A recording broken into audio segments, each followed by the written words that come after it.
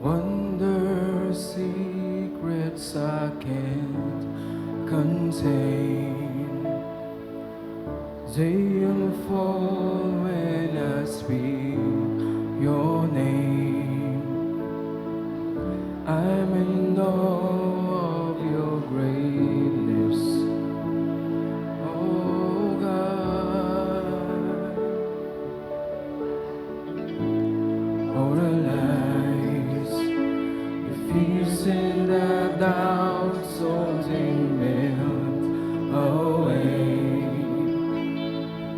when I call on your name, Jesus.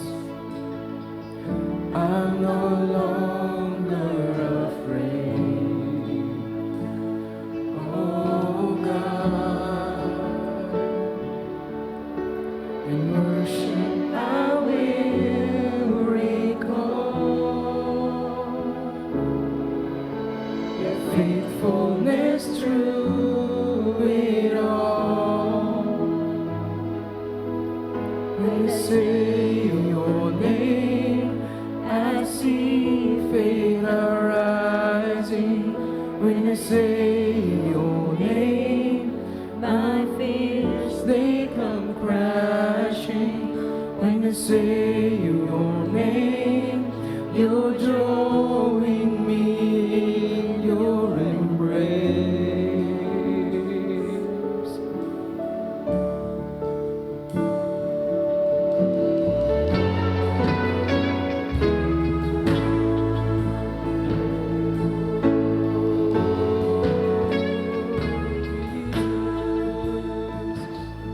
All the lies.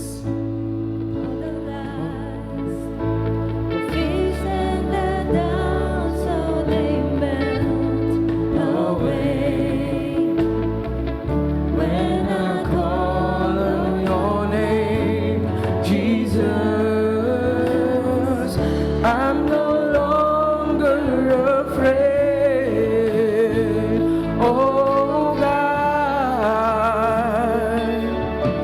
In worship I will recall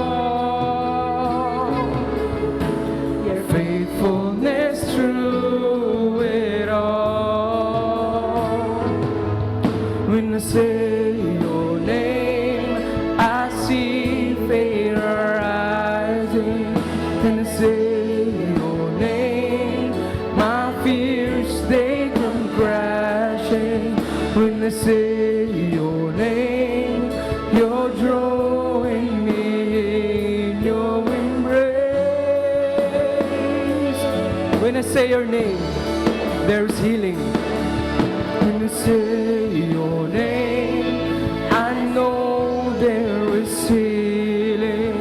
When I say your name, I'm no longer lacking. When I say your name, you're drawing me in your embrace.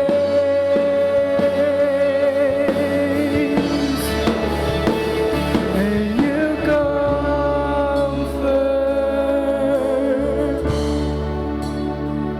you restore my soul.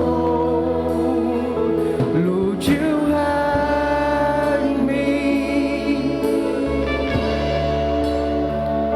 and you call me yours, and you comfort,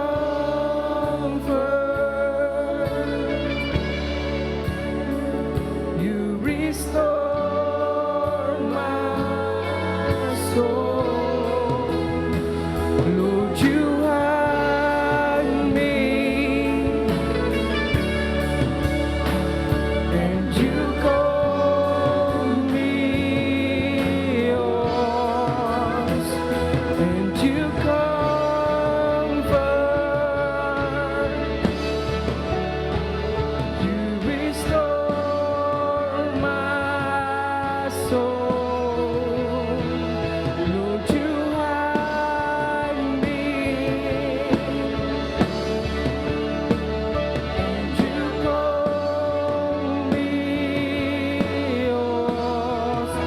Jesus' name.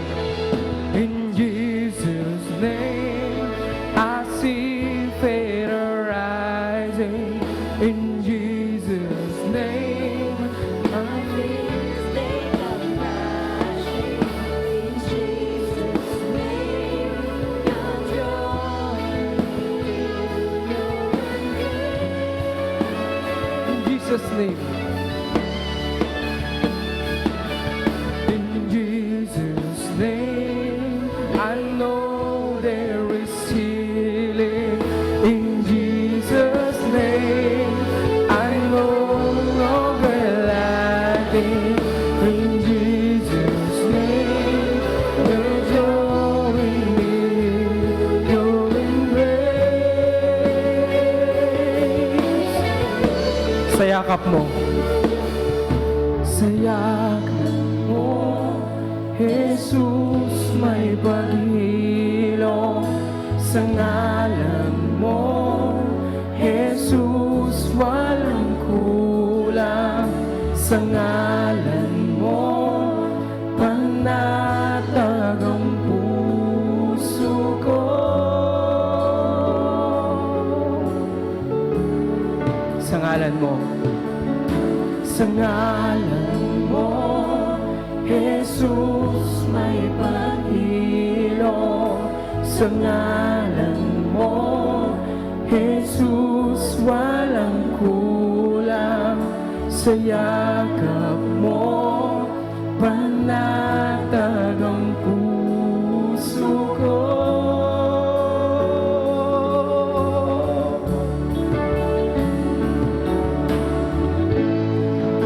Thank you, Jesus.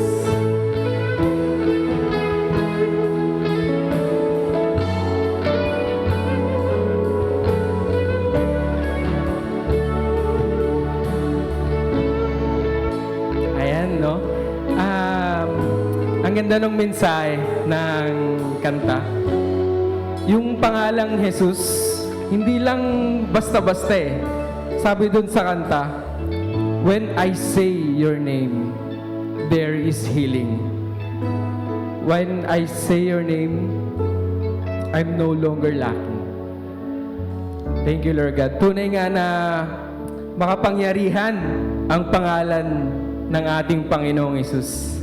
Ayan, pwede tayong tumayo at tuloy natin siyang awitan, pasalamatan, itaas ang ating kamay dahil sa Panginoon,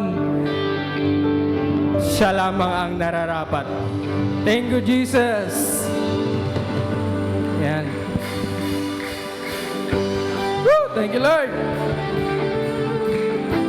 Maaari ba tayong umikot sa ating mga kapatiran?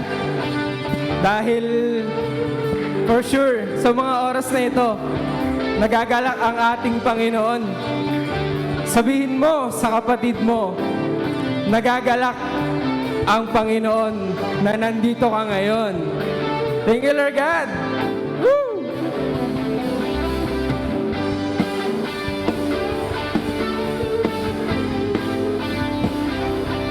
Thank you, Lord.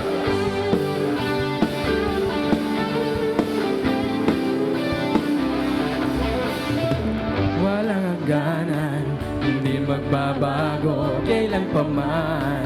Sa habang panahon, ang iyong salita, Panginoon. Mga halaman ay natutuyo, langit at lupa ay maglalaho, ngunit tapat lahat ng sinabi mo. Karamdaman ko ang nagpapawi, suliranin ko ay magagapi. Kalayaan mararanasan ko dahil sinabi mo. Kasalanan ko'y patatawarin. Panalangin ko ngayong diringgin. Ang pagtitiwala ko'y sa'yo dahil sinabi mo. Dahil sinabi mo. Palakpak mo ang iyong kamay sa Panginoon. Walang hangganan, hindi magbabago kailan pa man. sa habang panahon ang iyong salita, Panginoon.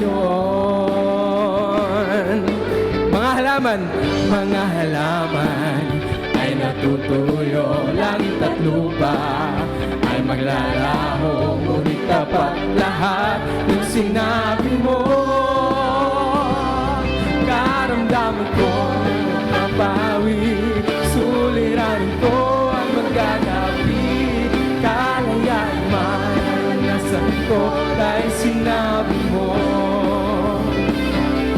Kasalanan ko'y patatawarin, panalangin ko'y hingin, ang pagtitiwala ko'y sa'yo dahil sinabi mo. Karamdaman ko ang nagpapawi, suliran ko ang manggagapi, kalayaan mararanasan ko dahil sinabi mo. Kasalanan ko'y patatawarin, panalangin ko ay hingin, ang pagtitiwala ko'y sa'yo dahil sinabi mo. Minsan pa yung mas malakas, ang magpapawi, suliran ko ay manggagapi, kalayaan mararanasan ko dahil sinabi mo. Kasalanan ko'y patatawarin, panalangin ko ay iyong dinigin, ang pagtitiwala ko'y sa'yo dahil sinabi mo. Dahil sinabi mo.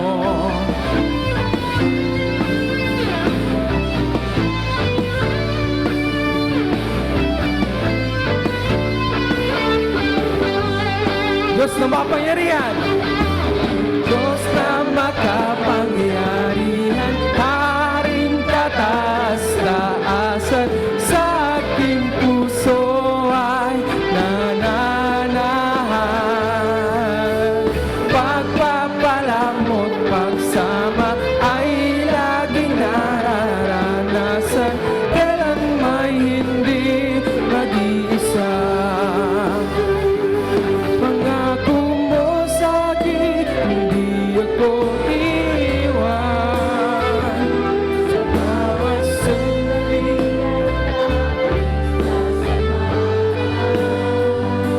banal na spirito, hatid ay kalakasan, upang lahat ng bagay ay pagtagumpayan.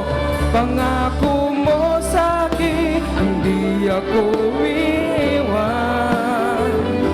Sa bawat sandaling ay lagi sasamahan. Banal na spirito, hatid ay kalakasan, upang lahat ng bagay ay pagtagumpayan. Diyos na makapangyarihan, Haring kataas-taasan, sa aking puso ay nananahan. Pagpapalamot, pagsama ay laging nararanasan, kailan may hindi mag-isa. Diyos na makapangyarihan, Diyos na makapangyarihan, Haring kataas-taasan, sa aking puso ay nananahan. Pagpapalamot, pagsama ay laging nararanasan. Minsan pa, church, yung mas malakas! Woo! Hallelujah! Diyos na makapangyarihan, Haring kataas-taasan, sa aking puso ay nananahan. Pagpapalamot, pagsama ay laging nararanasan, kailan may hindi, kailan may hindi, kailan may hindi mag-isa.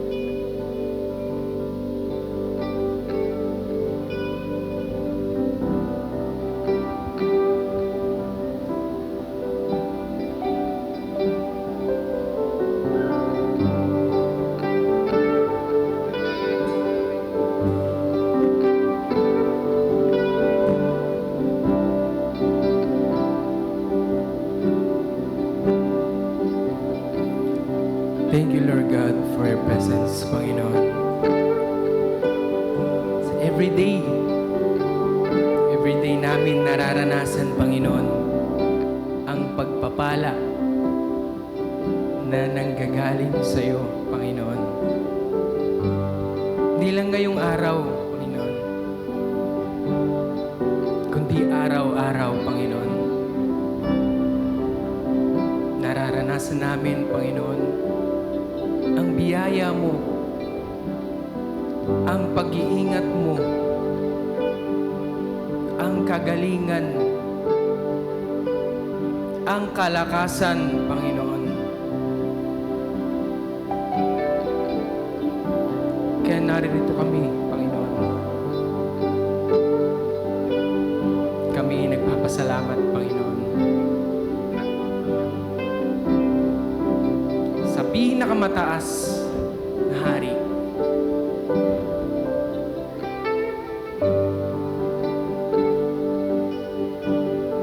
Lord, deserve mo lahat, Panginoon, ng aming pag-aawitan. Ang aming palakpak at ang aming pagtaas ng kamay. Thank you, Lord Jesus.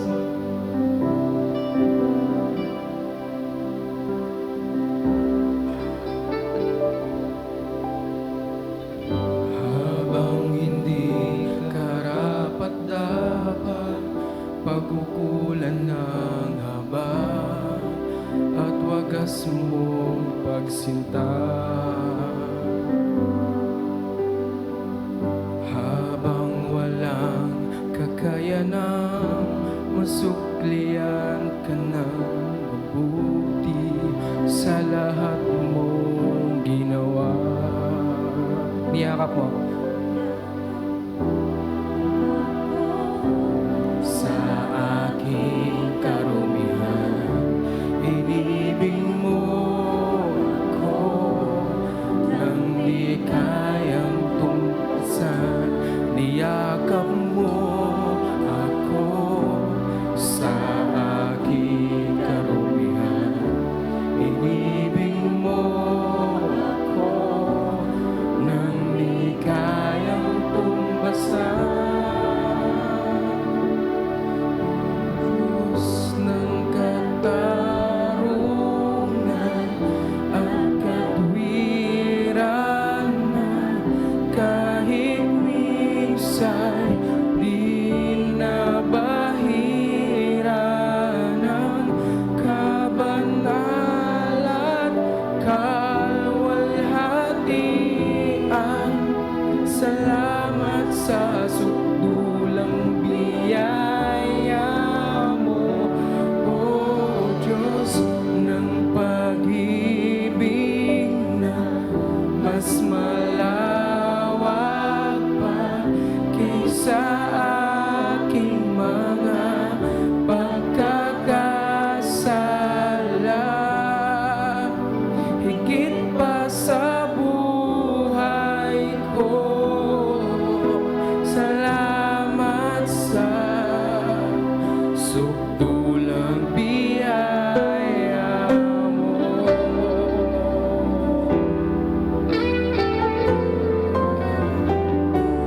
Ang walang salang, ang walang salang manunubos, ang umako ng parusang nararapat sa akin.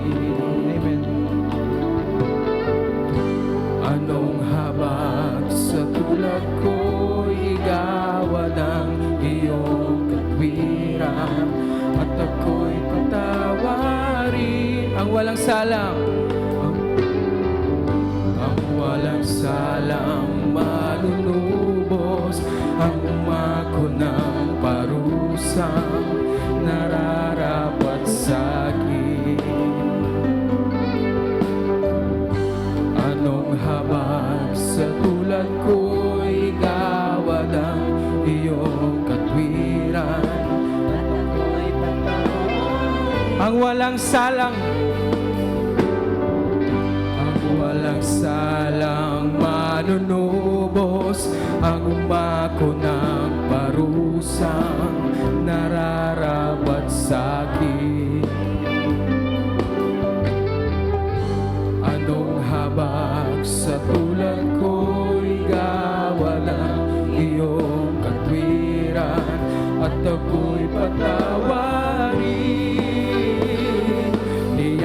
Niyakap mo ako sa aking karumihan.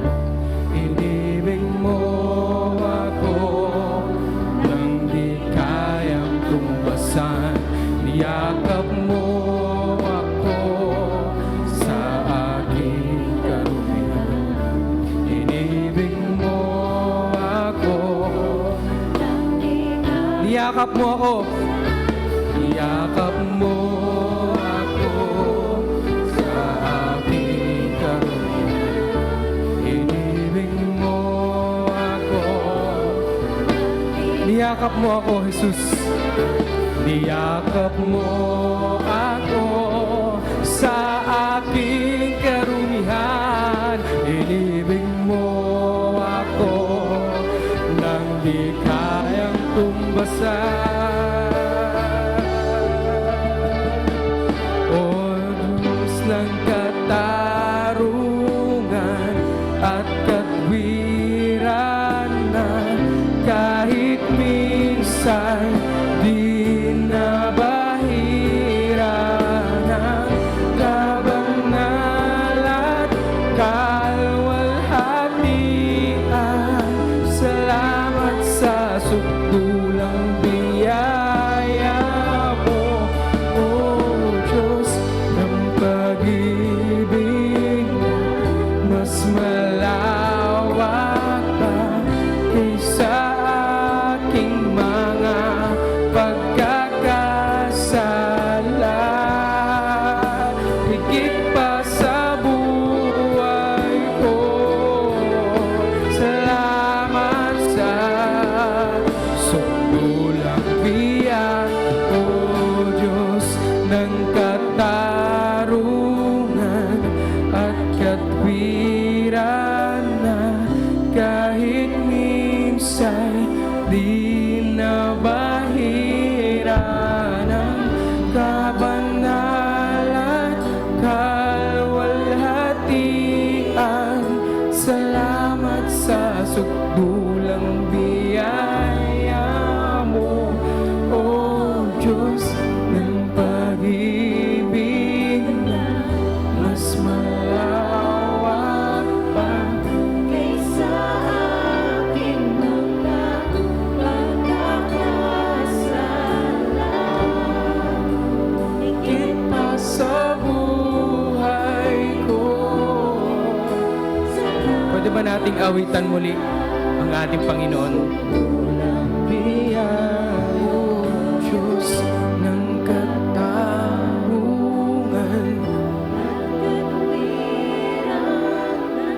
Umawit ka sa Panginoon, kapatid.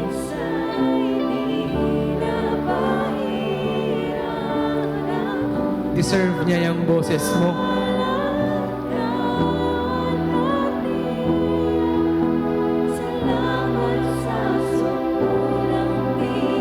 Salamat, Panginoon, sa sukdulang biyaya mo. Ng pag-ibig na mas malawak pa kaysa aking mga pagkakasala. Higit pa sa buhay ko, salamat sa sukdulang biyaya mo.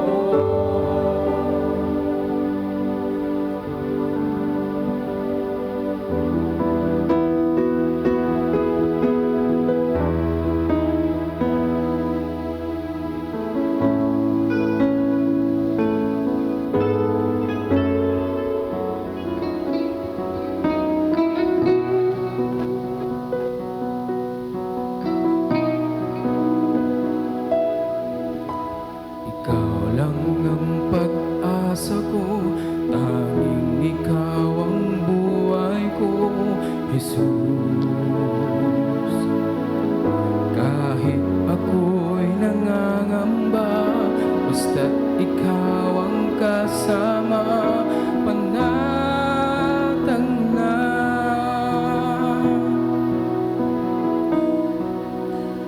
Ikaw lang ang sasambahin, paligid man ay madilim, Jesus. Kahit may suliranin man, lagi kang aawitan, ikaw lamang. Kahit kailan di ka nagkulang, biyaya mo sa akin lagi lang. Ang pag-ibig mo sa aking walang hanggan, inibig mo ako noon pa man. Minsan pa, kapatid,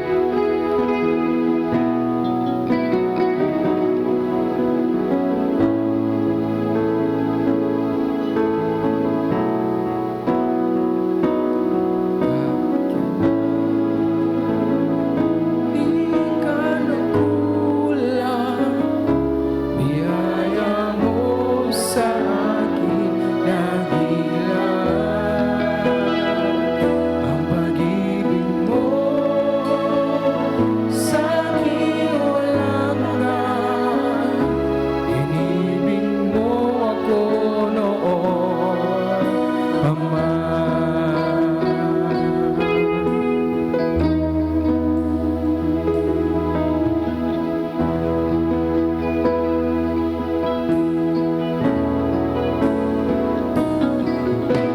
Ikaw lang ang pag-asa ko, tanging ikaw ang buhay ko, Jesus. Kahit ako'y nangangamba, basta't ikaw ang kasama, panatag na.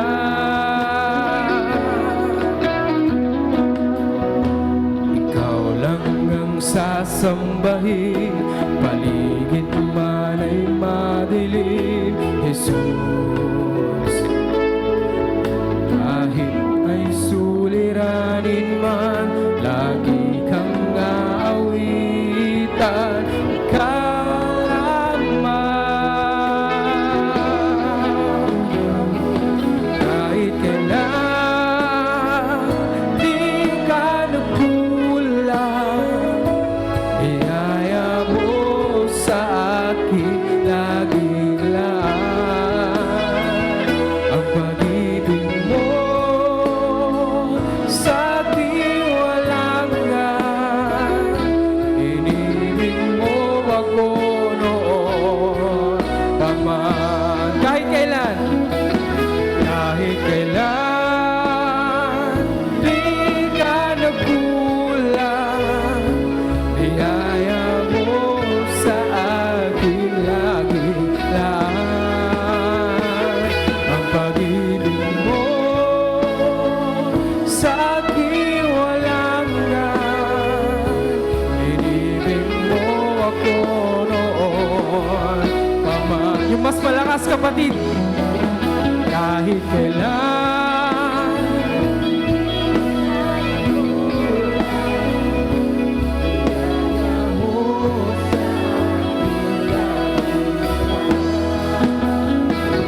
ang pag-ibig mo sa akin walang hanggan, inibig mo ako noon pa man.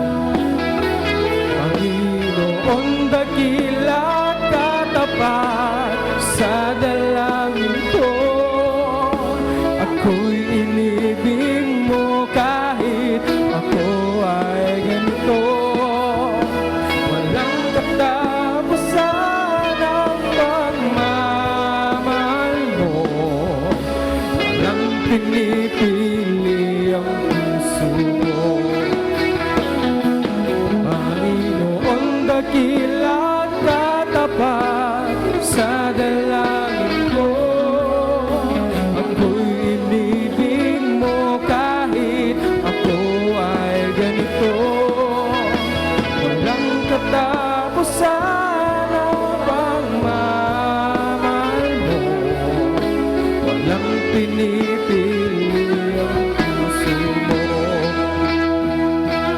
Panginoon, dakila katapat sa dalangin ko. Ako'y inibig mo kahit ako ay ganito. Walang katapusan ang pagmamahal mo. Walang pinipili ang puso mo. Kahit kailan di ka nagkulang, biyaya mo sa akin laging laan. Ang pag-ibig mo sa akin walang hanggan. Inibig mo ako noon pa man. Panginoon, dakila katapat sa dalangin ko. Ako'y inibig mo kahit ako ay ganito. Walang katapusan ang pagmamahal mo. Walang pinipili ang puso mo.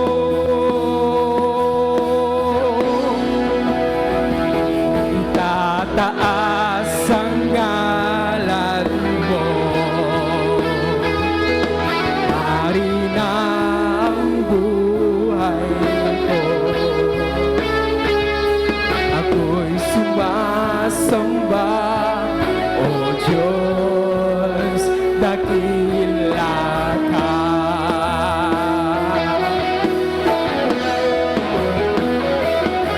Itataas ang ngalan mo. Hari na ang buhay ko. Ako'y sumasamba, O Diyos, dakila ka. Itataas ang ngalan mo. Woo! Jesus! Itataas ang ngalan mo. Hari ng buhay ko. Ako'y sumasamba, O Diyos, dakila ka. Dakila ka, Jesus. Dakila ka, lahat ay aawitan ka, pagkat dakila ka, O Diyos, dakila ka. Dakila ka, Jesus. Dakila ka, lahat ay aawitan ka, pagkat dakila ka, O Diyos, dakila ka.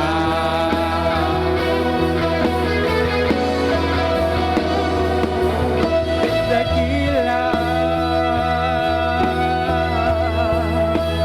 itataas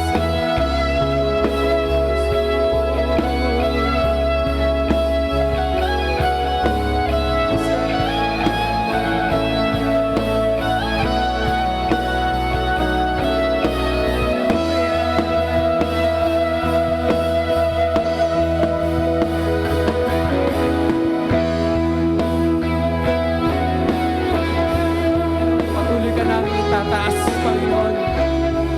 Patuloy ka namin itataas, Panginoon. Dahil, Panginoon, yan po ang nararapat. You deserve all the praises, Panginoon. All the worship, Panginoon. Thank you, Jesus. Thank you, Jesus.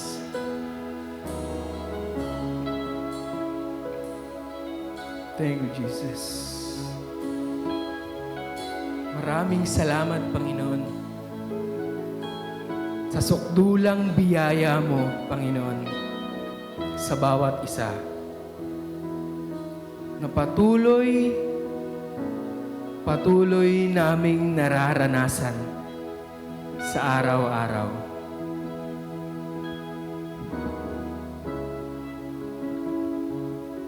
Panginoon, di po kayo nagkulang, Panginoon. Hindi po kayo nagkulang sa amin, Panginoon. Salamat, Panginoon, sa kalakasan na dulot po ninyo, Panginoon. Patuloy namin nagagamit, Lord God, sa araw-araw, Panginoon. At ang pangalan mo, Panginoon, ay hindi basta-basta, Panginoon. Ang pangalan mo, ang pangalang Jesus, ay tunay na tagapagpagaling.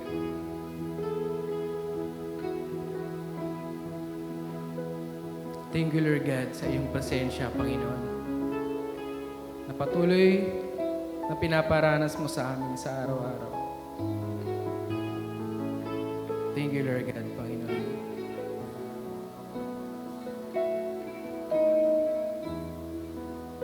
Thank you, Lord God. Sa iyo lang namin binabalik, Panginoon, ang aming pinakamataas na papuri at pasasalamat sa tanging pangalan mo lamang. Lahat ay magsabi ng Amen. Thank you, Lord.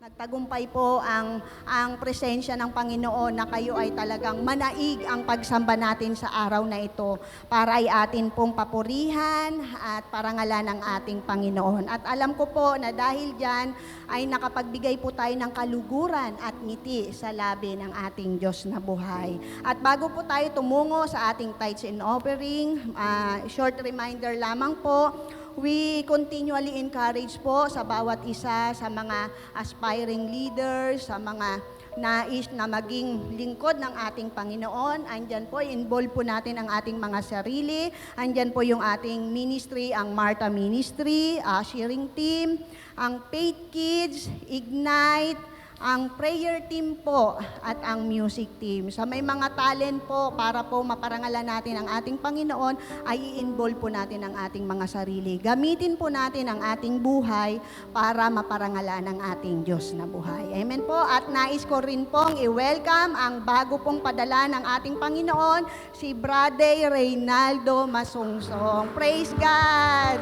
Talagang si Lord ang nagpapadala ng kaluluwa sa kanyang paanan. Amen po. And Brother Ray, welcome po sa family ng ating Panginoon. Amen po. So ayan po, dako na po tayo sa ating tithes and offering. Sabi po dito sa Proverbs chapter 3, verse 9 to 10. Honor the Lord with your wealth and with the best part of everything you produce. Then He will fill your barns with grain and your vats will overflow with good wine. So palagi na po natin itong naririnig. Amen po ba? Pero alam niyo po ba mga kapatid na the principle of tithing is not about money. But the principle of tithes and offering is to give God honor to our Lord, is to give honors to our God. Ang nais lang naman talaga sa atin ng Panginoon, hindi naman yung pera, no? Hindi yung amount kung ano yung maibibigay natin, kundi ang ang tinitingnan ni Lord sa bawat isa sa atin ay ang pusong tapat, ang puso na inuuna si Lord sa ating mga finances, ang puso na nagbibigay ng parangal sa pamamagitan ng ating mga ikapo, sa pagkakaloob ng ating mga tithes and offering. At alam po natin na kapag nabigyan natin si Lord ng honor, nabigyan natin ng parangal ang ating Panginoon, ay tunay na mas higit na tapat ang ating Diyos na buhay, na siyang nagbibigay sa atin ng lahat ng bagay. Lahat ng meron tayo ay mula sa ating Panginoon. Kaya nararapat din po na ibalik po natin sa Kanya ang pinaka-the best, pinaka-mainam, hindi yung tira-tira, although hindi naman si Lord tumitingin sa amount, kundi sa pamamagitan ng action na yon, sa pamamagitan ng pagkakaloob natin, ay naipapakita natin ang pagsamba na nararapat sa ating Panginoon. Kaya ayan po, lagi nating saliksikin ang ating mga puso. Nagbibigay ba tayo dahil sa ano? Dahil gusto lang ba nating magbigay? Kundi dapat na magbigay tayo ng buong puso at kaluluwa. At yun po ang kinalulugdan ng ating Panginoon. Kaya ayan po, sige po, tayo po ay maghandog ng may ngiti at pagmamahal sa ating mga puso. Praise God.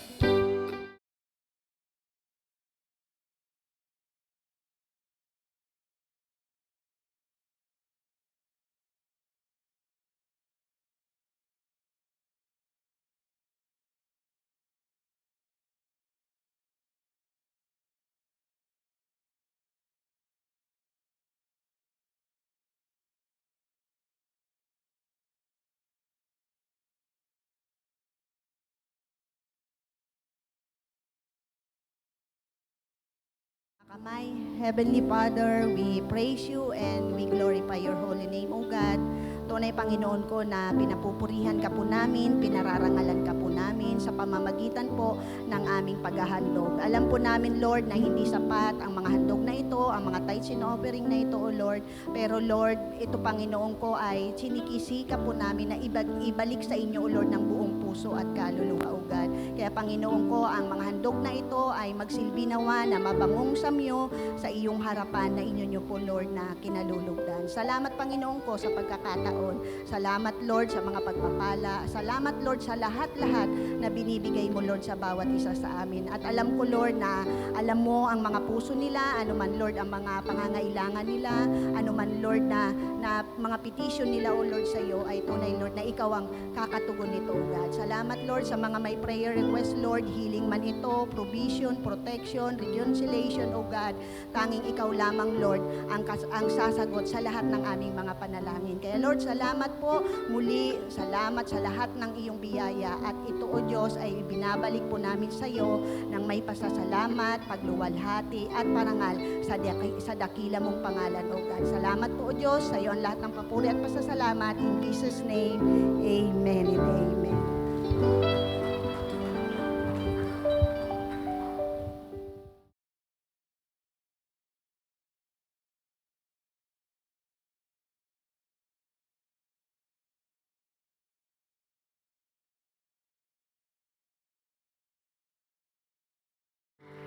Ayan. Praise God at na-miss ko po ang bawat isa sa inyo. And welcome po kay Kuya. Si Kuya lang po ba yung bago sa ating kalagitnaan? Ayan, welcome po kapatid. Sa ngayon po, kayo po ay aming bisita, pero sa inyong muling pagbabalik ay kayo po ay aming kapamilya, kapuso at mananampalataya. Ayan, sige po, let's pray for Kuya. Ano nga name mo, Kuya? Ayan, Kuya Rainiel. Yan. Sige po, extend po na natin ang ating mga kamay. Hallelujah. We thank you for the life of our brother here, O God. Salamat po dahil ikaw po ang may kapamaraanan para siya ay makasama namin sa umagang ito. We pray that you would bless him, O God, Lord. Patuloy na ikaw ang kumilos at magpala sa aming kapatid na ito. Right now, O God, Lord, muli kami ay nagpapasalamat sa iyong kabutihan sa umagang ito. We believe, Lord, that you are in our midst right now. At patuloy ang panalangin namin Kayo po ang manguna. Let your word be heard this morning, O God, Lord. Pinapanalangin ko rin po ang aming gawain at patuloy na ikaw ang maging sentro nito, O God, Lord. Sa pagdinig namin sa iyong salita, O God, help us to be attentive. Ihanda mo po ang aming mga puso, O God, Lord. Hayaan mo ang puso ng bawat isa, O God, Lord, ay maging fertile soil, O God, to receive your word. Hayaan mo na ang mga salitang aming maririnig sa umagang ito ay magbigay po sa amin ng pag-asa at patuloy na paglago sa aming mga buhay Kristiyano. Sa inyo po namin tinataas ang lahat ng ito. Itago mo po ako sa iyong likuran. I am nothing without you, Lord. At ang salita mo lamang po, ang glory mo lamang po ang siyang makita sa umagang ito, O God, Lord. Salamat po muli sa araw na ito. Salamat sa iyong presensya. Salamat sa iyong pagkilos, Panginoon. Ibinabalik namin sa iyo ang lahat ng papuri at pagsamba. In Jesus' mighty name we pray. Amen and amen and amen. Praise God. Ayan. Salamat sa Panginoon kasi tumila po ang ulan. Ano? At ang balita po is pumasok ba ang bagyo? I don't know dahil paulit-ulit na mayroong bagyo na inaasahan na papasok. Pero salamat sa Panginoon kasi puno po ang ating simbahan. Walang makakahadlang. Amen? Walang makakahadlang sa pagpupuri natin sa Panginoon. Ngayon, may question po ako dito. No? Sino po dito ang minsan nang nangarap na maging artista? Taas po ang kamay. Ayan, ang mga guy and peep. Yan, mga guy and peep nung kapanahunan. Sino naman dito ang panahon na ng That's Entertainment? Ay, akala ko nagtaas si ate. Ayan, so sige po, kahit hindi kayo magtaas ng kamay, alam nyo ba mga kapatid, no? Na lahat po tayo ay may ginagampanang role. Yan, may ginagampanan po tayong character sa ating mga buhay ngayon. Amen? Ayan, sabihin mo sa katabi mo, mamaya pa autograph. Sige, sabihin mo, mamaya pa autograph. Ayan. Alam nyo pa mga kapatid, sabi po dyan sa ating slide, no? In Acts, sa Acts po ito sabi, God is the author of life. Amen? Ang Panginoon po is like a writer, author. No? At tayo po ay yung mga characters sa book na kanyang isinulat. Kaya kahit hindi nyo aminin, kayo po ay mga artista. Ayan, sabi po, in Psalms 139 verse 16, all the days ordained for me were written in your book before one of them came to be. Makikita natin dito kapatid na tayo, yung mga characters sa aklat na sinulat ng ating Panginoon sa pasimula pa lamang po, bago pa lamang po mangyari ang lahat ng bagay, sabi po sa salita niya. And sabi nga po niya rito in Isaiah 46 verse 10, I make known to you the end from the beginning, from the ancient times, what is still to come, I say, my purpose will stand and I will do all that I please. Nakita natin mga kapatid, no? Sa perspective po ng Panginoon, everything is already done. Everything is already complete. Ang question po is, ano nga po ba ang bahagi natin dito sa ginawa ng Panginoon? No? Tayo po yung mga characters, mga tauhan within the story that God has already written. No? At ang punto po ay hindi na po natin kailangang mag-isip. Hindi na natin kailangan mag-isip if you will reach your purpose. Kung tayo po ay susunod sa landas na inilaan na po ng Panginoon para sa atin. Ang Panginoon po ay may ordained purpose for everything He has written. He has a written plan. Sabi po, may plano siya para sa buong mundo. Ito pong building natin, bago po ito ginawa, meron na pong plano. Na? Meron na pong plano kung saan ilalagay ang pinto, kung saan ilalagay ang hagdan. No? So bago pa man pasimulan, meron na pong plano. God has ordained. Sabi nga po, ang Panginoon po may purpose and plan para sa bawat isa sa atin. Meron po. God has ordained a good plan. Maganda po ang plano ng Panginoon para po sa mga pipiliing sumunod sa Kanya. Romans 8:28, sabi po dyan, And we know that in all things, God works for the good of those who love Him, who have been called according to His purpose. Sabi po dito, those who love Him. Do we love God? Amen. Mahal natin ang Panginoon. Sabi po dito, when you love God, He works for your good. At yan po ay may kaugnayan sa ating mga purpose. He works for our good, no? Baka po maitatanong nyo, if God has a purpose and a plan for everything, kung naka-ordain na ang lahat, ibig sabihin, wala na bang free will? Kapatid, no? Ganito po yan. Kahit na tayo po ay may magandang destiny, no? Na inilaan na ng Panginoon for us, pero yung fulfillment of that good destiny, tayo pa din po ang magdi-decide. Yan. For example, yung mga Pharisees sa Bible, yan, nababasa po natin sila, no? Alam naman po nating malabo nang mangyari na sila po ay sumunod sa Panginoon kasi sila po yung nagpapako kay Jesus, no, sa krus ng Kalbaryo. And in Luke 7, noong si Jesus po ay nagtuturo patungkol kay John the Baptist, may mga naniwala po. Siyempre, no, hindi doon kasali yung mga Pharisees. Hindi sila naniwala. Sabi po in Luke 7 verse 30, but the Pharisees and the expert in the law rejected God's purpose for themselves because they had not been baptized by John. At dahil nga po mga kapatid, sila ay nag-refuse na sumunod kay John the Baptist, no? And be baptized, and they refused to acknowledge Jesus.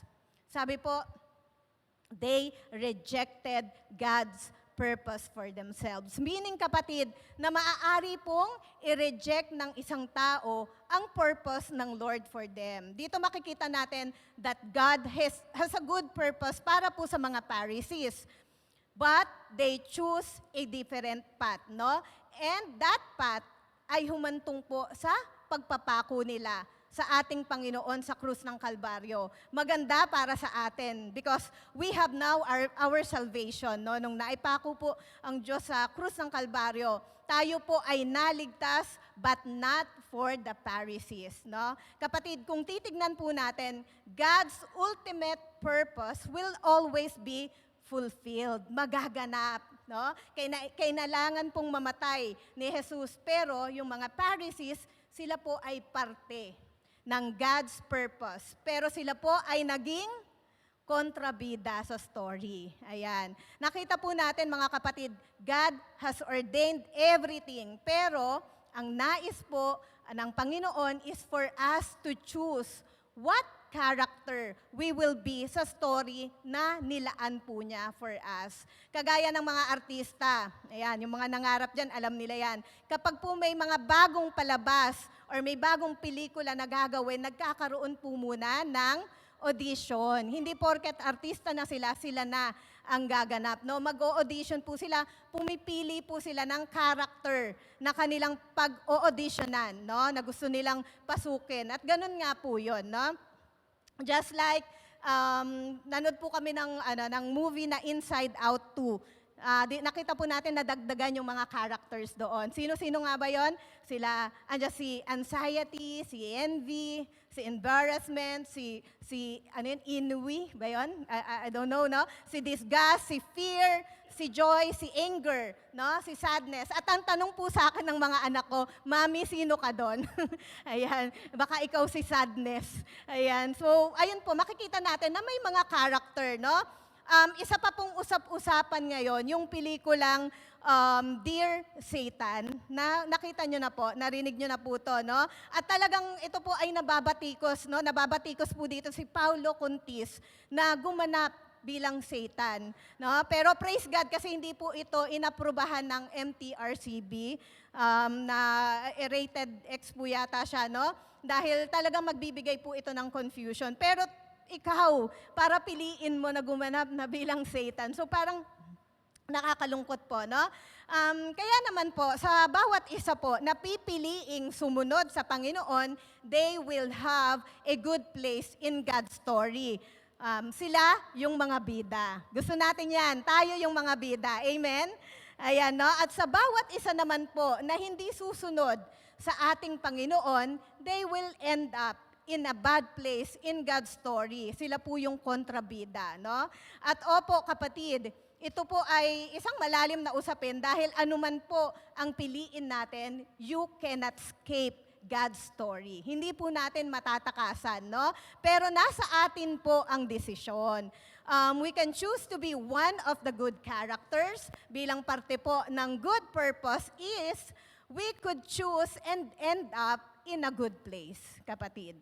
Halimbawa, actually, nung last night po, nanonood lang ako sa Reels, may mga pumapasok na Reels, no? Meron po dong isang vlogger na yung sa ibang bansa, tinatanong niya yung mga dumadaan. Sabi niya, do you know Jesus? No. Do you know Jesus? No. Basta ganun yung tanong niya. Halos lahat ng sumagot, they don't know Jesus. Sa ibang bansa po ito.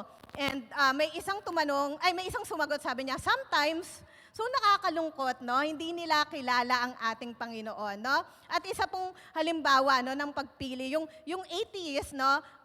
May atheist na nagsasabing ayaw nilang sumunod sa Panginoon. Hindi sila naniniwala. And because of that, feeling nila, malaya silang gawin ang kahit ano. Kasi hindi naman nila kilala si Jesus.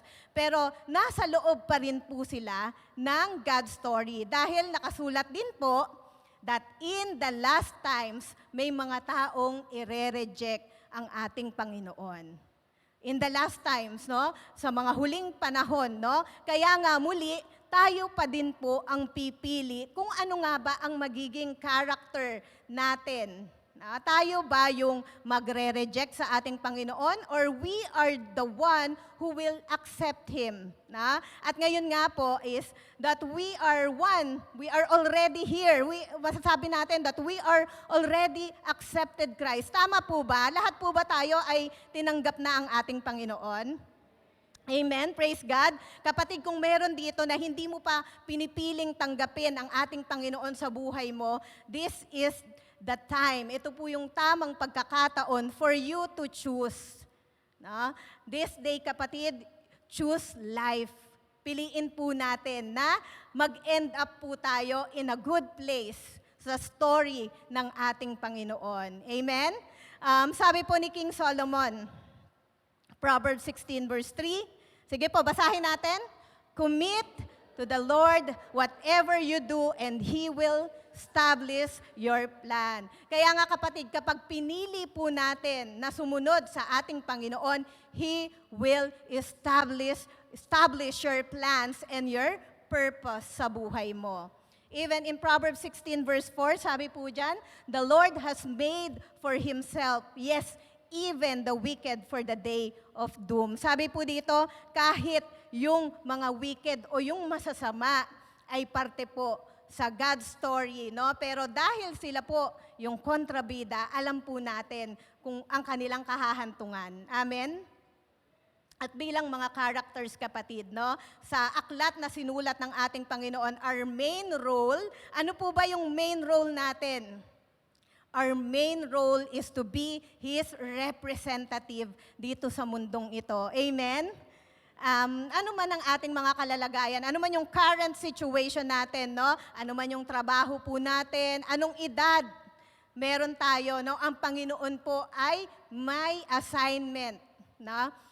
Para sa bawat isa sa atin upang ma-represent po natin siya sa mundong ito. At ang susi, kapatid, para po ma-fulfill yung purpose natin bilang representative. Sabihin mo nga sa katabi mo, ikaw ay representative. Ayan, para ma-fulfill po yung bilang representative for His kingdom is for us to have a Spirit-led life. Ayan, yan po yung series natin sa buwang ito. Sabihin nga natin, Spirit-led life.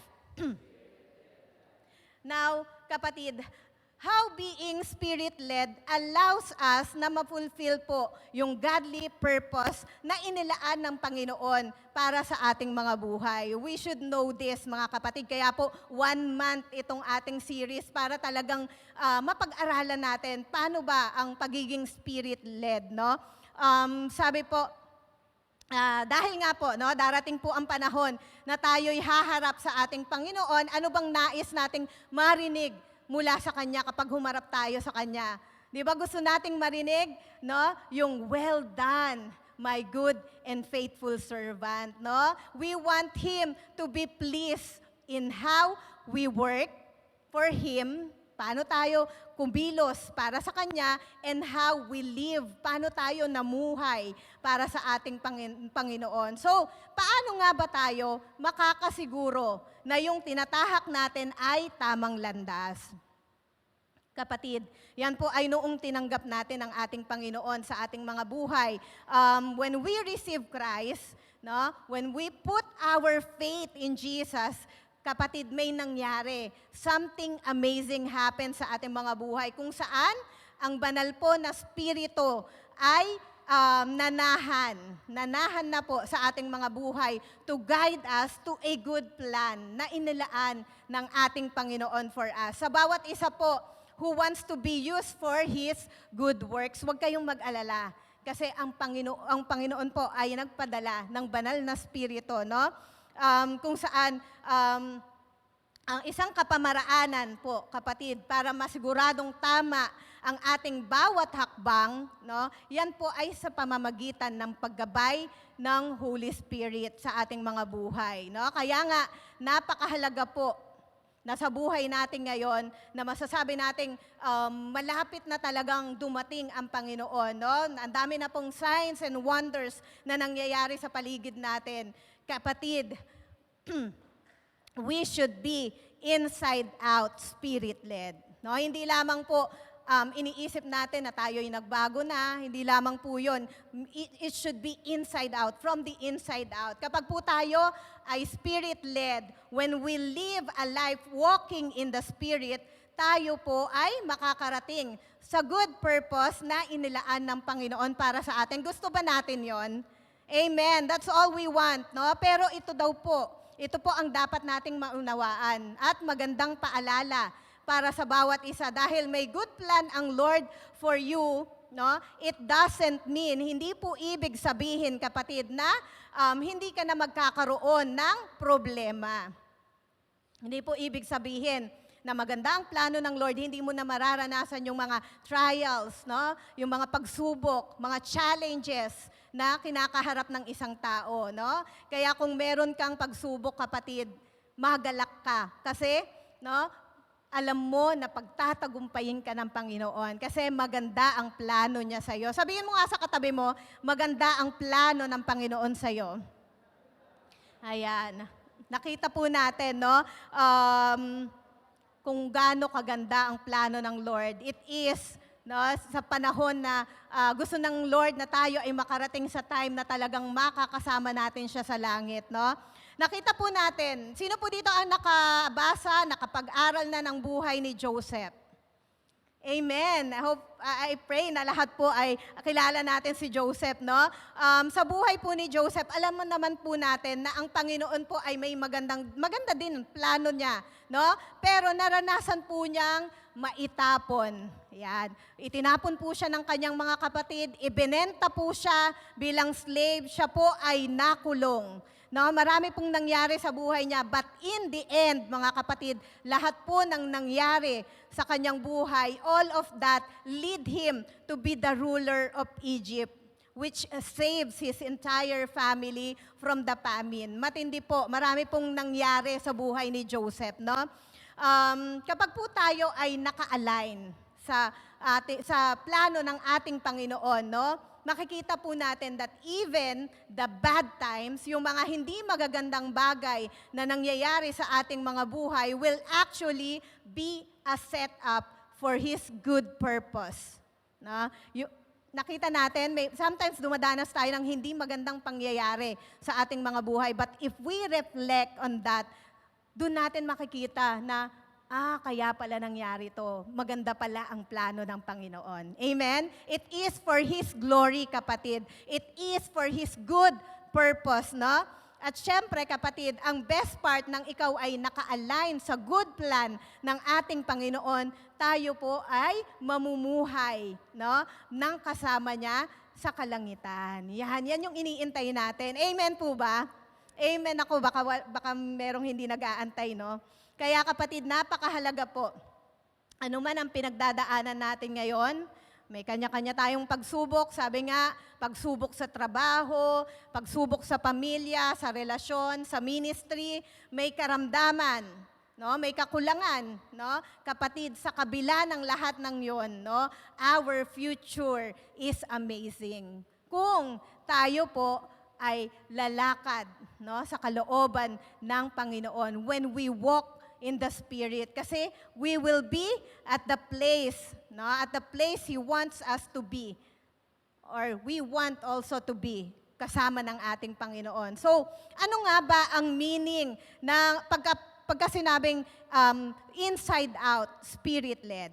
Meaning, kapatid, you are walking in the Spirit sa puso, no, sa isip, sa salita, at sa ating mga gawa. Nakikita po na ikaw ay pinangungunahan ng banal na Espiritu. Ayan. Makikita po natin in Galatians 5:16-23, sabi po dyan, "So I say, walk in the Spirit and you will not gratify the desires of the flesh.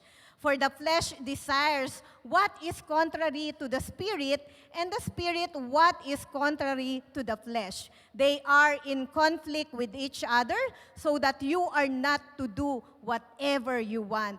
But if you are led by the Spirit, you are not under the law." The acts of the flesh are obvious. Ano-ano daw po yung acts of the flesh? Ayan, sexual immorality, impurity, debauchery, idolatry, witchcraft, hatred, yung simpleng hatred, kapatid, ito po ay kasalanan, no? Discord, jealousy, fits, rage, self-ambition, dissensions, factions, and envy, drunkenness, orgies, and the likes. Ang sabi po rito, I warn you, as I did before, that those who live like this will not inherit the kingdom of God. Kapatid, no? Ang kausap po dito ni Apostle Paul ay ang mga believers, mananampalataya, follower na po ni Kristo. Dito, pinapaalalahanan po niya ang bawat isa na kung namumuhay po tayo or namumuhay sila sa ganitong kaparaanan ay hindi sila magkakaroon ng bahagi sa kaharian ng ating Panginoon. Dito din po, inexplain po ni Apostle Paul, paano ba malalaman if someone is truly walking and being led by the Spirit. Makikita po natin in verse 22. Sabi po dyan, sabi po sa verse 22, "But the fruit of the Spirit is love, joy, peace, forbearance, kindness, goodness, faithfulness, gentleness, and self-control." No? Against such things, there is no law. Kapatid, when you begin to allow the Spirit of God to lead you, sabi nga po, siya po ang bahala sa ating mga lakarin. No? Ginagabayan niya tayo. Gagabayan niya tayo sa ating mga hakbangin, gagabayan niya tayo sa ating pagkilos, at doon po din po natin makikita yung bunga ng banal na Espiritu. Lalabas po yan sa ating mga buhay, no? From the inside out, mga kapatid. Kung tayo po lamang ay attentive, no? Sa banal na Espiritu, mapapansin po natin na nililid na po niya tayo to do something na hindi lamang sa ating sarili, but also in the outside, papalabas po, no? Ano yon? Kagaya na lamang po ng pagtulong natin sa ating kapwa, di ba? Merong tumatawid, kapag ikaw ay tumulong sa kanya, yan po ay bunga ng banal na Espiritu. At yan po ay yung tinatawag na kindness. No? Maaari pong mangusap sa atin ng banal na Espiritu to check on someone, no? Kamustahin ang ating mga kapatiran, si sister na hindi na uma-attend, no? Yung pangangamusta natin sa kanila, yan po ay goodness. He may lead us, na mga kapatid, na umiwas, no? Not to talk on someone, no? Na maaari po tayong matempt na magkasala, no? Sa ating pamilya, sa ating asawa, because we need to be faithful. And that is faithfulness, kapatid. Ibig sabihin, even sa ating mga trabaho, kapatid, the Holy Spirit will lead us, no? Na tayo po ay maging tapat sa ating mga boss, no? Sa ating mga amo. Yan. Ang Holy Spirit po, He may give you an idea. That is faithfulness yung kanina, no? Ang banal na Espiritu po, He will lead you to stop drinking. He will lead you to stop smoking. Ililid ka niya sa mga bagay na maaari pong makasira sa iyong kalusugan, no? Ililid ka niya, natigilan mo na ang gawaing hindi maganda, yung panunood ng hindi magagandang bagay na makakasira po sa ating kaisipan, and that is self-control.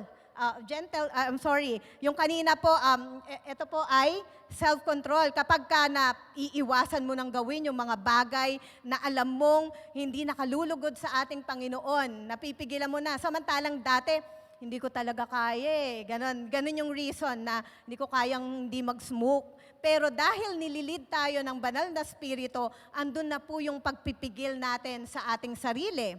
Yung pagkikipag-marites natin, no? Sa ating mga kapitbahay, sa ating mga kaibigan, no? Natututunan po nating magpigil sa ating sarili, and that is the work of the Holy Spirit, na magkaroon po tayo ng self-control. He may give you an idea, mga kapatid, to have a peaceful conversation with someone patungkol po sa kanya-kanyang perspective when it comes sa pagdating po sa ating faith. At yan po yung tinatawag na gentleness, di ba? Maayos na pakikipag-usap, bagamat hindi kayo parehas ng pinaniniwalaan. At ayan po ay leading sa atin ng banal na Espiritu po, no? Kapatid, the Holy Spirit is our God's compass sa mundong ito, no? Siya pong mag-guide sa atin sa bawat hakbangin natin. Kasi alam naman natin na maraming kaganapan sa mundong ito na talagang kapag wala ang leading ng banal na Espiritu, tayo po ay madaling matempt, no? Kaya nga po, Spirit-led, no? Kasi siya yung nagbibigay ng idea sa ating mga kaisipan, no? He may instruct us in everything that we should do, kung paano tayo hahakbang, no? Patungo sa nais niyang hakbangin or lakarin natin sa buhay, no? Kapatid, hindi lamang po patungkol yan sa mga sinful things, no? The Holy Spirit will give us an ideas kung ano yung mga dapat at hindi dapat nating gawin sa bawat sitwasyon, no? Even in our decision making, no? Para po tayo ay mapanatiling naka-align, no? Sa magandang plano ng Diyos sa atin. Ayan, kapatid, napakahalaga po to be attentive, no? Sabihin mo sa katabi mo, be attentive. Yan, huwag tayong maging attentive sa mga chismis, pero sa kung ano ang sinasabi ng banal na Espiritu, no? Attentive sa prompting po ng Holy Spirit, kasi God doesn't often speaks to us in a loud voice, no? Hindi po niya sasabihin na, isko. Yan, hindi po siya magsasalita na ito ang gawin mo. Baka po magsitakbuhan kayong lahat kapag narinig niyo po yon, no? Madalas po, very soft, kapatid, no? The more you listen, the more you stop, kapatid. The more you think, no? Reflect and pray, kapatid. The more you will hear the Lord, no? At habang tayo po ay patuloy na sumusunod, patuloy na nag-o-obey sa prompting ng Holy Spirit, mas magiging madalas po ang pangungusap ng banal na Espiritu sa atin. And the louder His voice will be, no? Hindi ko po sinabing audible na maririnig mo siya, possible po, pero hindi po in a thundering voice, no? Sabi po, God often speaks the loudest when we're silent. Di ba? Kapag tahimik tayo, mas attentive tayo, no? Kapatid, to hear the whisper of God, even yung bulong ng Panginoon, no?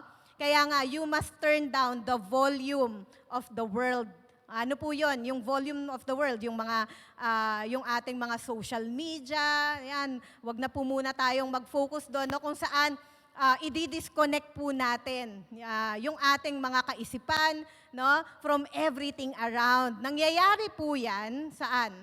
Sa ating mga devotion, sa ating mga quiet time. Kaya may iba nga po, no, madalas pa silang mag-fasting. And they fast even yung panunood ng TV, panunood, pagbabasa sa kanilang mga cellphone, pina-fasting po, no, pina-practice, no.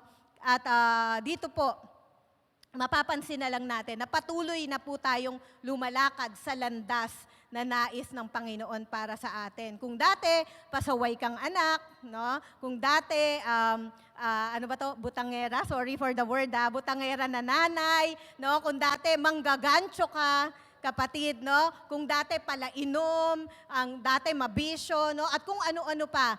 Pero dahil ikaw ay nakikinig at sumusunod sa leading ng banal na spirito, nababago ka from the inside out. Nakikita rin ng pamilya mo, ng mga taong nakakasalamuha mo na may pagbabago, no?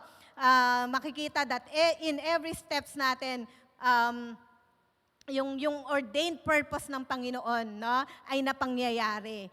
Kapatid, you will be so in step with the Spirit that you will be led para ma-avoid, maiwasan, mga kapatid, yung mga situations na normally na po na nai-encounter natin. No? Example, yung misunderstanding natin with our family, naiiwasan natin. Misunderstanding with our workmates, with our friends. No?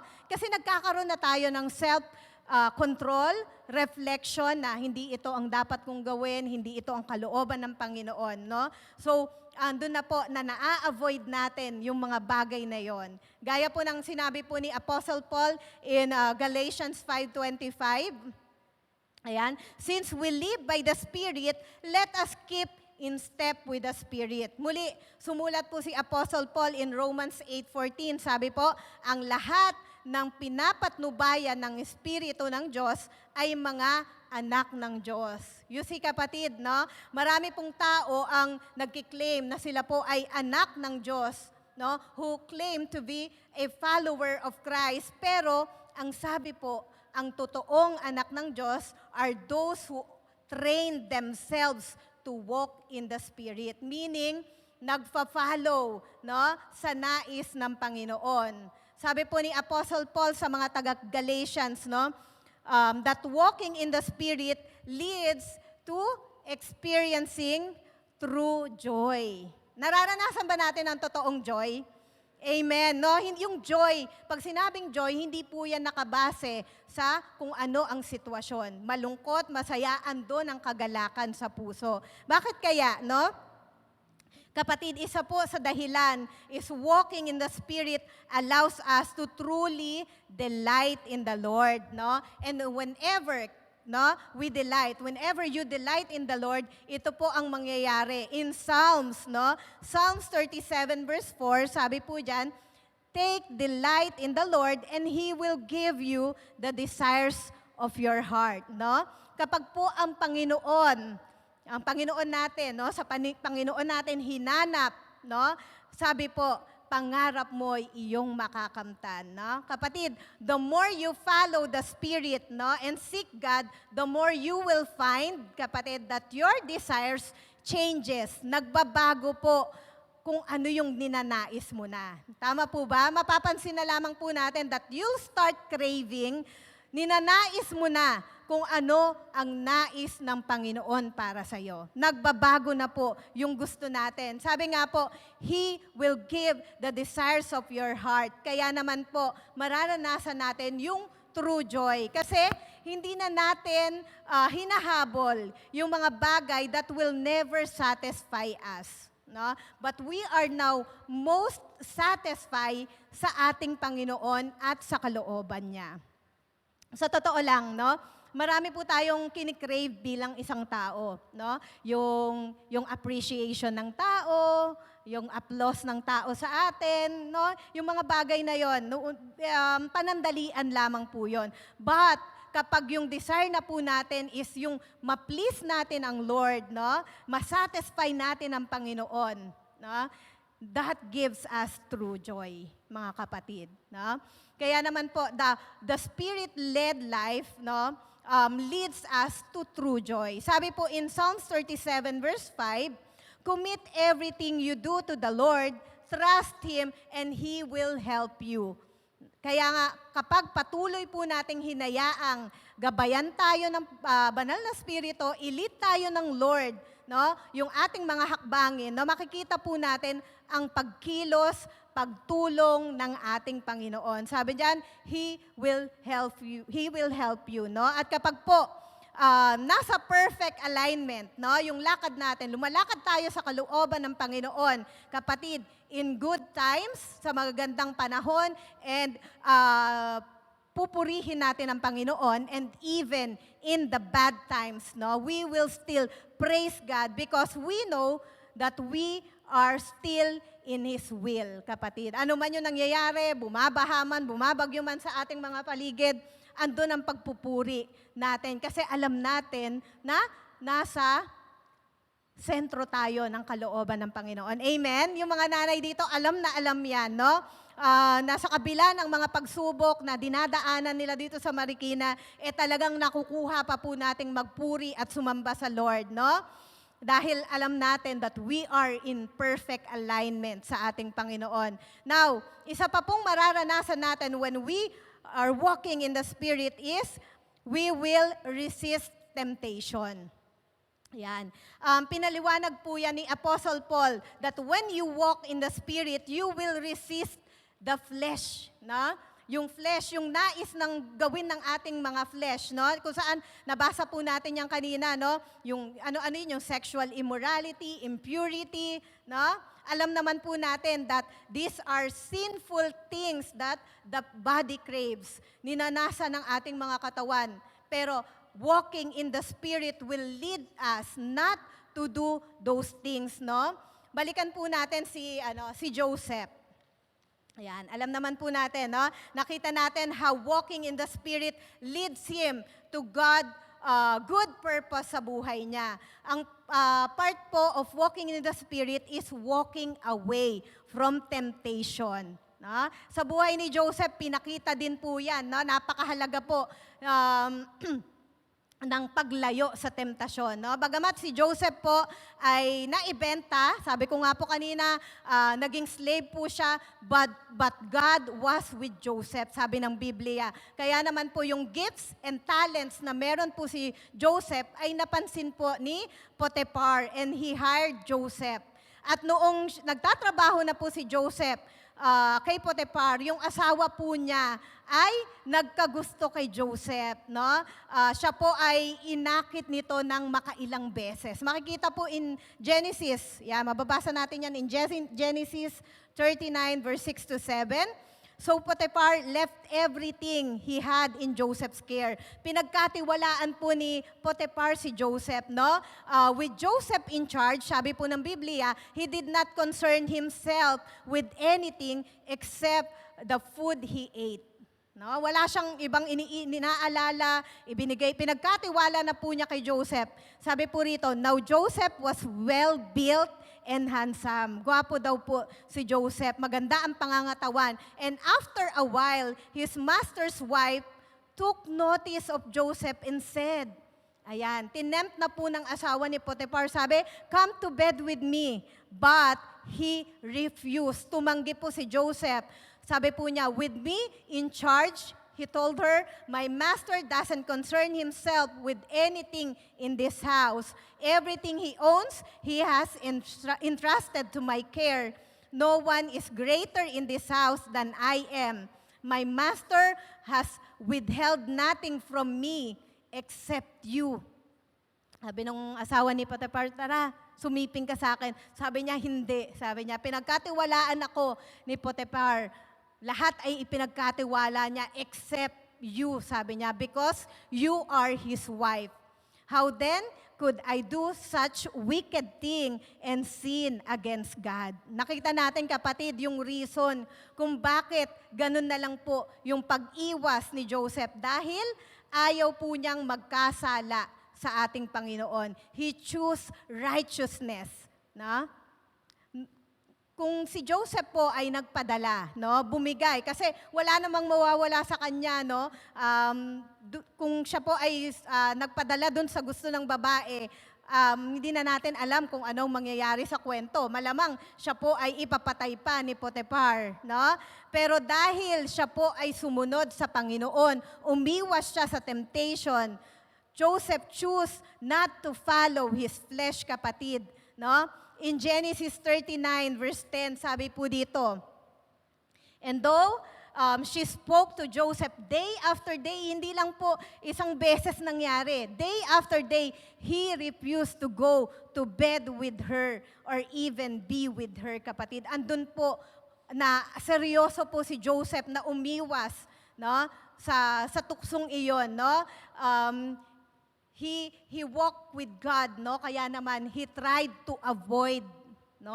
Talagang iniwasan po niya yung panunukso sa kanya. Makikita natin in Genesis 39 verse 11 to 12. Sabi po diyan, one day he went into the house to attend his duties and none of the household servants was inside.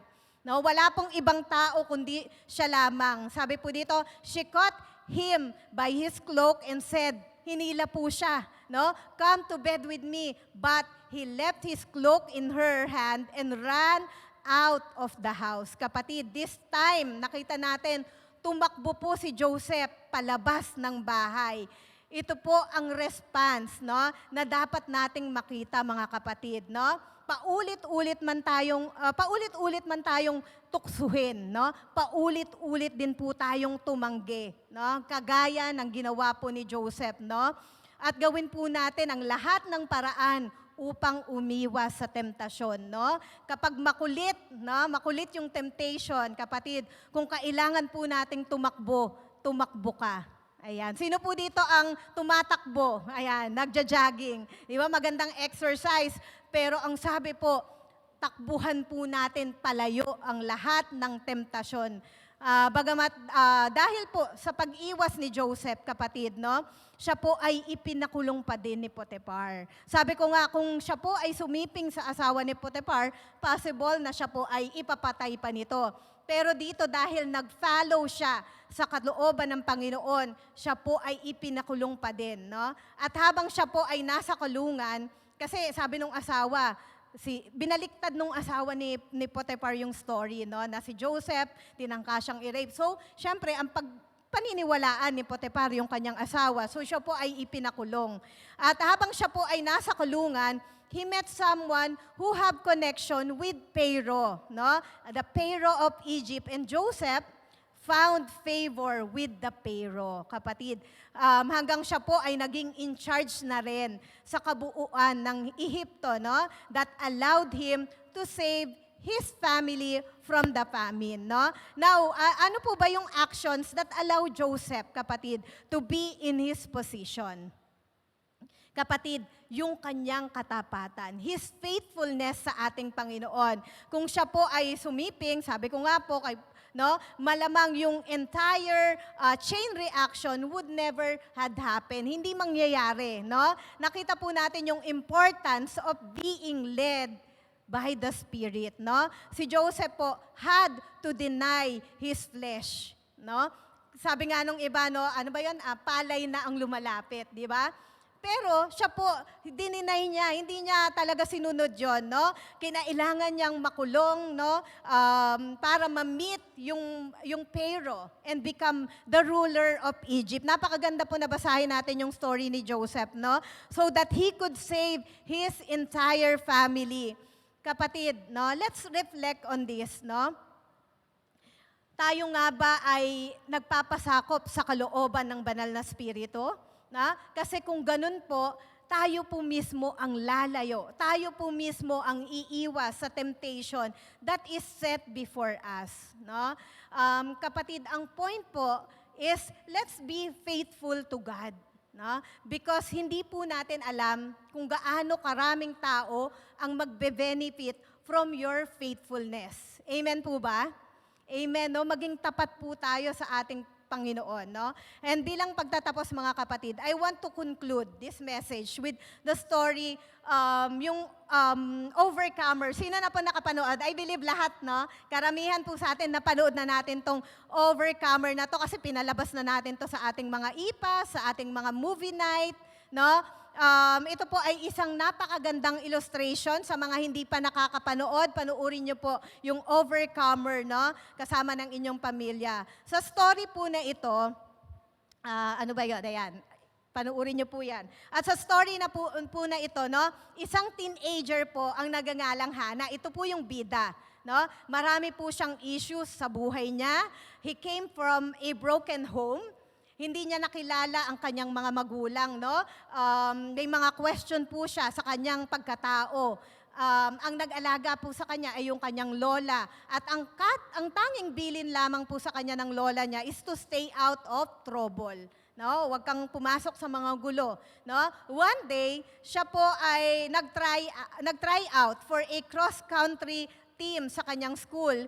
Pero ito pong batang ito ay walang experience. She was very insecure. Matindi po yung insecurity na meron siya. Isa pa, siya po ay may asthma, no? Paano ka naman sasali sa isang cross country, yung tatakbo, yan, maraming pagdadaanan, no, na nakakapagod, pero may asthma siya. Kaya naman yung coach din niya dito ay inexperience, no? Hindi rin siya matulungan, no? Bagong coach po, no?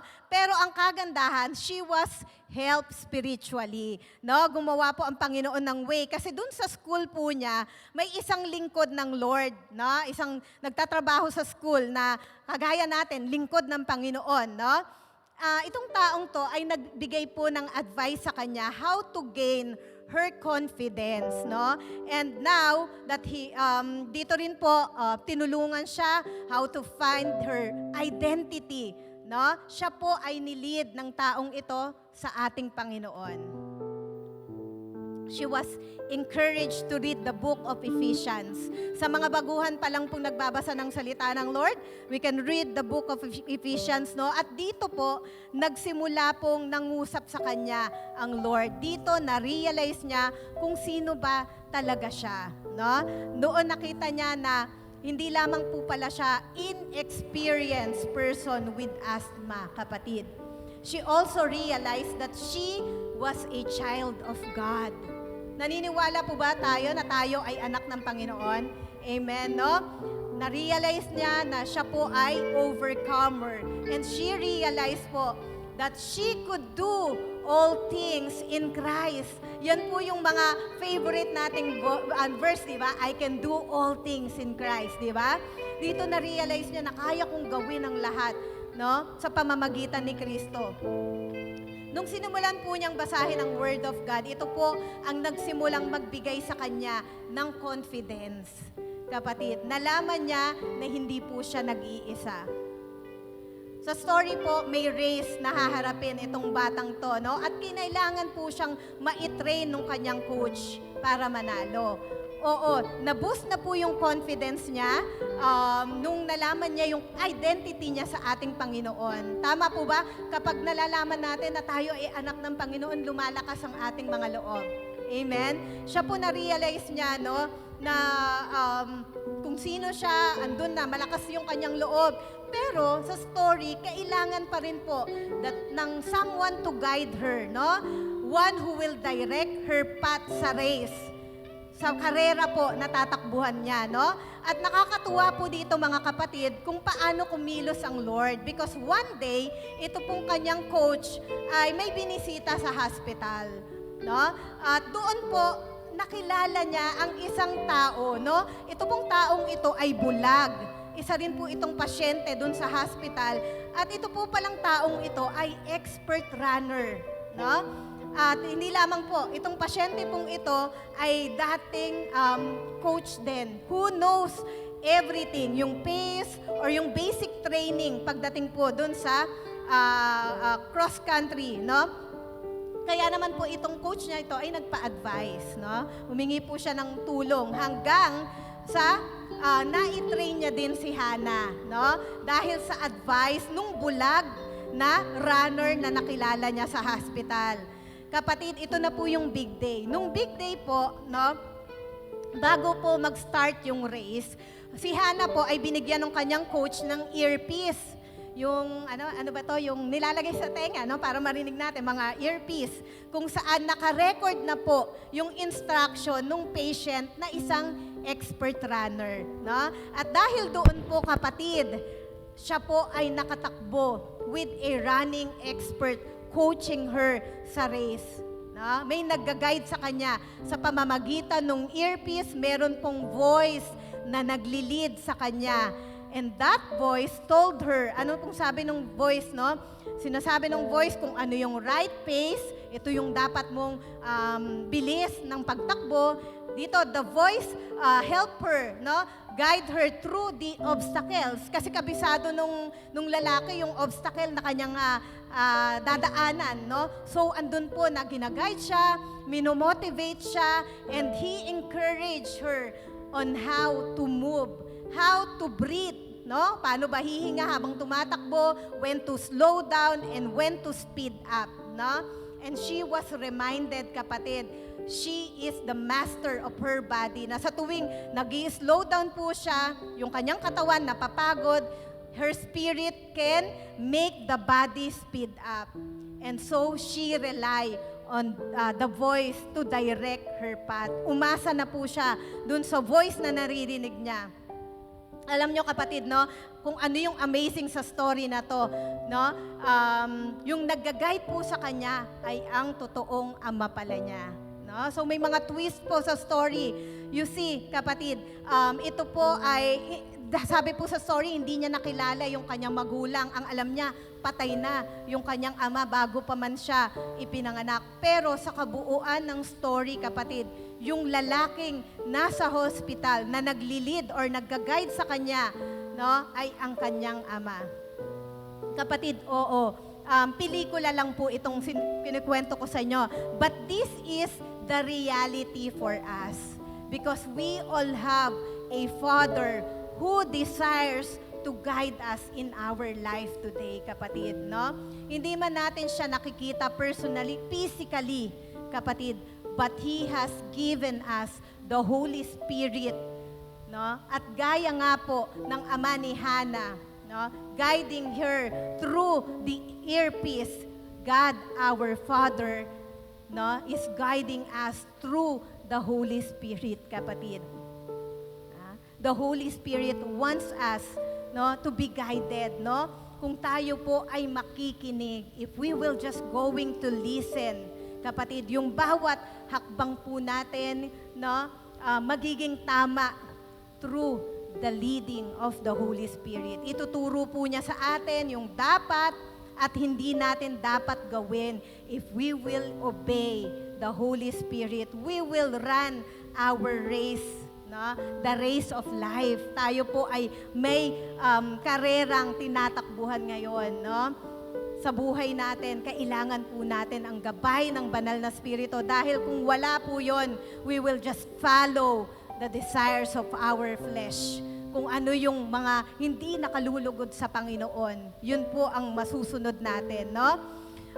Gusto pong, ito pong verse na to, no? Iiwan ko po sa inyo. In Hebrews 12 verse 1, sabi po dyan, let us throw off everything that hinders and the sin that so easily entangles, and let us run with perseverance the race marked out for us. Kapatid, itapon na daw po natin yung mga bagay na humahadlang, mga bagay na nagpapabigat, mga bagay na nagpapabagal sa ating journey sa buhay natin ngayon. No? Ano-ano po yun? Kapatid, yung mga worries in life, mabigat po yan. Hindi tayo makakilos kapag meron tayong alalahanin. May worries tayo. Pinaparalyze nito tayo, kapatid. So, bumabagal ang ating takbuhin bilang isang Kristiyano. Ano pa? Galit. Bitterness na namumuo sa ating mga puso. Nagpapabigat, nagpapabagal. Insecurities, kapatid. Lahat ng klase ng kasalanan. No? lahat ng yan nagpapabagal po, nagpapalayo. There are times na naliligaw pa tayo ng bawat hakbang natin. Nilalayo tayo nito sa tamang landas na nais ng Panginoon para sa atin. Kapatid, nais ng Lord na panghawakan natin yung identity natin bilang kanyang mga anak. No? Bagamat ang kaaway po, he will distract us. No, he will distract you by calling you sa pagkakasala mo, sa pagkukulang mo. No, lagi kanyang i-remind na hindi, ganito ka naman eh. Hindi, pasaway ka naman. No? Because that is his purpose, to steal, kill, and destroy. Nanakawin niya yung joy, yung peace, papatayin niya yung ating spirituality, yung ating relasyon sa Panginoon. Kapatid, but Jesus came, dumating ang Panginoon so that they may have life, para tayo po ay magkaroon ng isang buhay na masagana at lubos. Yun po ang nais ng Panginoon. No? At gusto din po ba natin ito? Amen. Let's allow God, no? Hayaan po natin na ang Panginoon ay ilid tayo sa pamamagitan ng banal na Espiritu. Let's all be attentive, no, sa pagkilos ng ating banal na Espiritu. Sige po, tayo po ay tumayo at muli po nating sambahin, no? Papurihan ang ating Amang nasa langit. Hallelujah. We praise you, Jesus. We glorify you, O God.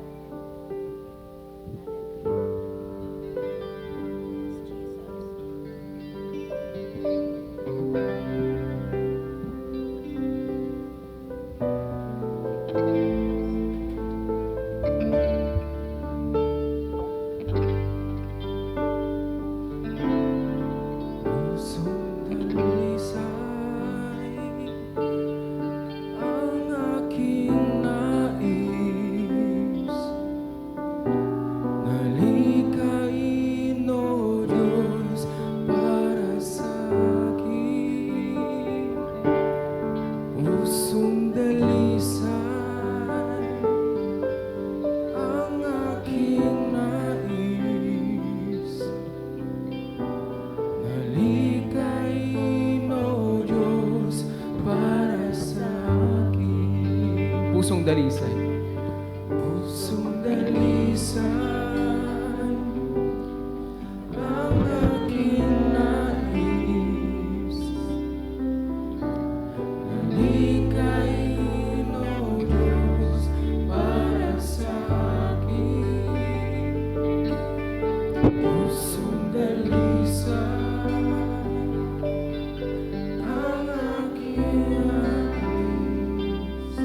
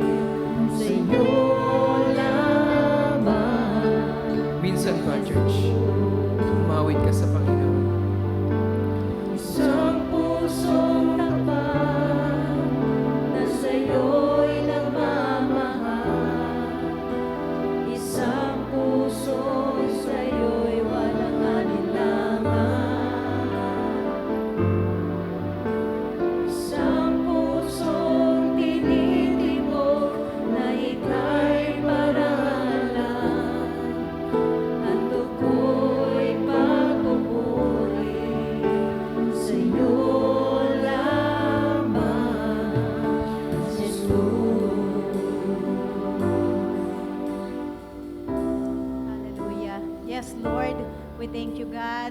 Salamat, Lord, sa pusong dalisay, O God, na kaloob mo para sa bawat isa sa amin. Salamat, Panginoon, dahil sa pusong ito na iyong nilinis, Panginoon. Bagamat kami ay nagkasala, kami ay nagkulang sa inyo, Lord, but you have cleansed us with your blood, with your precious blood on the cross. Salamat, Panginoon, sa iyong pagpapatawad. Salamat sa iyong paglilinis, Panginoon. And because of that, Lord, we thank you, God, for the Holy Spirit na siya pong naggagabay sa amin, O God, sa bawat hakbangin namin sa mundong ito. Help us to always, Lord, rely on you. Help us to always listen, O God, Lord, sa pangungusap mo sa bawat isa sa amin. There are times, Lord, na ang pangungusap mo ay napapalagpas namin, nakakaligtaan namin, patawarin mo kami, and help us, O God, tulungan mo kami, Lord, na maging attentive po sa iyong pagkilos, O God, Lord. Help us to really just experience the joy, O God, Lord, in knowing more about you, in desiring, Lord, yung purpose na ikinaloob mo para sa bawat isa sa amin. Thank you, Lord, dahil nandyan ka, Panginoon. We don't have to worry about the things in life. Bagamat kami po ay dumadanas din po ng mga pagsubok. Lord, marami pa rin pong temptation sa paligid namin. But we thank you, O God, because you are leading us to run away from those temptation in life, O God. Thank you, Lord, for reminding us, O God, Lord, that we should throw off, O God, Lord, yung mga bagay na nagpapabigat sa aming mga hakbangin. May mga pagkakataon, Lord, na bumabagal ang aming lakarin. Lord, bumabagal ang aming growth spiritually because of those things, Lord, na nagpapabigat sa amin. Lord, thank you, Lord, for reminding us na bitawan yung kung ano man ang meron na nagpapabigat sa aming mga puso, mga alalahanin, galit, Lord, bitterness, Lord, mga sinful things in life. Help us to do it, Lord. Because apart from you, hindi namin kaya. But because you are with us, O God, you are helping us. Salamat, Panginoon. Salamat po sa kalakasang dulot mo sa aming mga buhay. We thank you, Lord. Patuloy mo kaming hayaan na lumago sa aming mga spiritual life. And Lord, hindi lamang po in the inside, but also itong mga pagbabago na nagaganap sa aming mga buhay, sa aming mga kalooban, Lord, ay makita rin po in the outside so that people will know you, O God, Lord, when we testify of your goodness, O God. Salamat, Panginoon, for using us, Lord, as a channel of your blessings in this earth, O God. Lord, alam namin na habang kami po ay may purpose sa mundong ito, yes, Lord, hindi mo kami iiwan, hindi mo kami pababayaan. Thank you, O God, that you are leading us, O God, to the right path, a good plan, a good purpose that you have already written para po sa aming mga buhay. Thank you, Lord, for allowing us to know you. Thank you, Lord, for allowing us to accept you as our Lord and Savior, O God, upang hindi kami mapariwara, hindi kami mapalayo, Lord, sa piling mo. Salamat, Panginoon. We thank you for your goodness. We thank you for your grace. Sige po, itaas po natin ang ating mga kamay and receive God's goodness sa araw na ito, Lord. Muli, tinataas po namin ang bawat isa, O God. Lord, lead us, Lord, to a good path for the whole week, O God. Pagpalain mo ang bawat isa sa amin, O God. Remind us, O God, what we should do and what we should not do, O God, all throughout the week, O God. Gabayan mo po ang bawat isa sa amin. Kung may mga karamdaman man ang bawat isa, we claim healing, O God. In your name, O God, ikaw po ang aming dakilang manggagamot. And we believe, Lord, na kalooban mo po ang kagalingan ng iyong mga anak. Salamat, Panginoon, kung meron man kaming mga pagkukulang in your name, Lord, wala na pong kakulungan, O God. Lord, ikaw po ang siyang aming dakilang provider, O God. You are our provider. Never mo kaming iniwan, never mo kaming pinabayaan, O God, Lord. And salamat, Panginoon, that all throughout the week, O God, we can rely on your goodness in our lives. Salamat, Panginoon, sa aming paghiwa-hiwalay, O God. Samahan mo nga po ang bawat isa. Ilayo mo kami sa lahat ng kapahamakan. And all throughout the day, Lord, we may bring back the glory in your name, O God. Lord, maitaas ka po at mapapurihan sa buhay ng bawat isa sa amin, O God. We thank you once again for your goodness. In Jesus' mighty name we pray. Amen and amen.